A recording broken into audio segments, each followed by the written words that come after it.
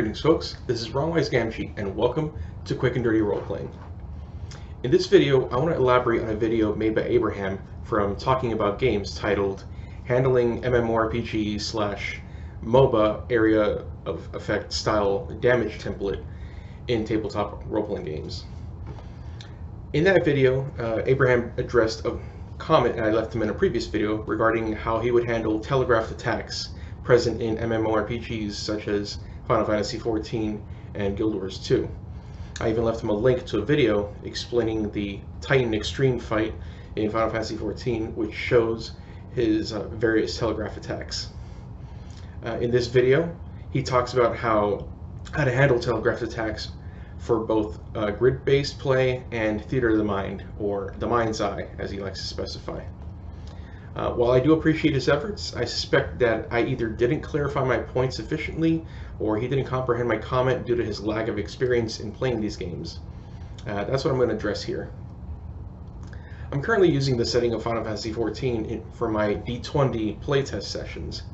During these sessions, the group come across boss encounters akin to those found in Final Fantasy XIV. The group is currently exploring the Copperbell mines in an effort to clear out the Hecatoncheires that have driven out miners for some commercial organization. Well, from some commercial organization. So far, they've encountered the first two bosses of that dungeon, the Hecatoncheires scout Kotos, and this huge green slime called the Icarus Ire. In the game, each of these bosses have telegraphed attacks, orange circles or other shapes that will appear for a couple of seconds and then they'll disappear, following with the boss launching their attack on those spots. Characters caught within those telegraphed areas, by the time they disappear, are caught by the attack due to the snapshot mechanics of the game. The players can see these spots as a matter of gameplay convenience. In the game, however, the characters can detect those areas of danger prematurely due to the power of the Echo, an in-game ability that, well, to be more specific, a in-lore ability that allows them to see into people's pasts, but not under their own will, and that ability also acts as a sort of spider sense.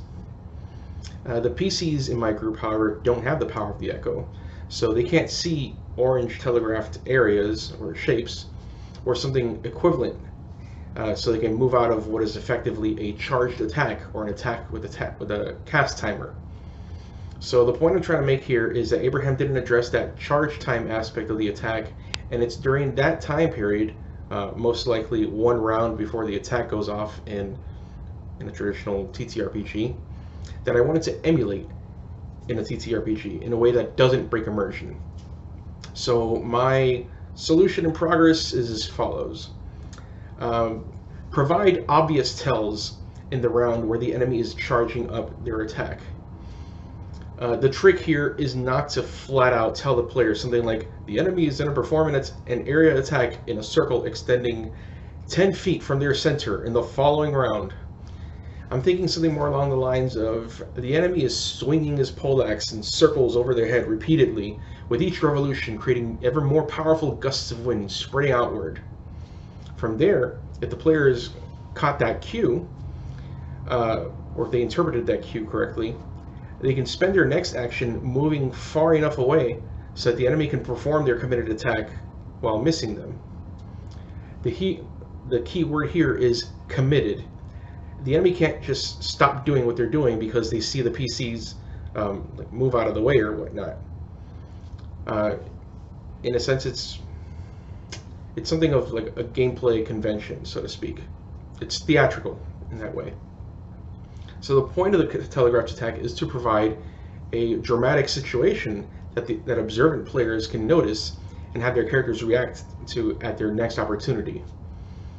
In essence, this is the same thing as reacting to a trap that has been triggered and will take effect shortly thereafter. Not moving out of the way will seriously fuck up the characters caught in the trap.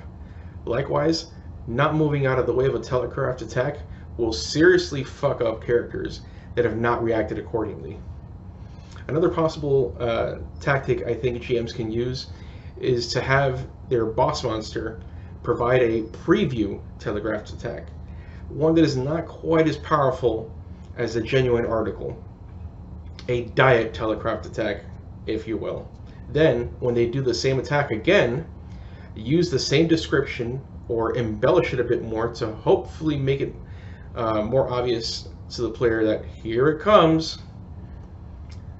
While this is by and large an experimental thing that I'm trying to employ in my combat scenarios, if I can figure out a way to pull it off consistently, my hope is that it'll make combat more exciting and make players feel smarter or more accomplished by figuring out a boss monster's tactics and adapting to them in order to beat them.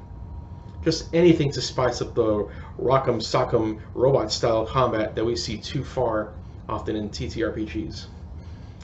And I also realized that a big part of this is it has to do with the players themselves. You know, if hopefully, like, if the GM is a good communicator and the players are quick-witted, you know, this will create like these exciting moments in combat. Whereas if the players are not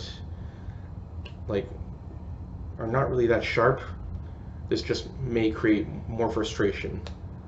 And that might be something you need to address outside of the game instead of in the game in order to keep immersion going.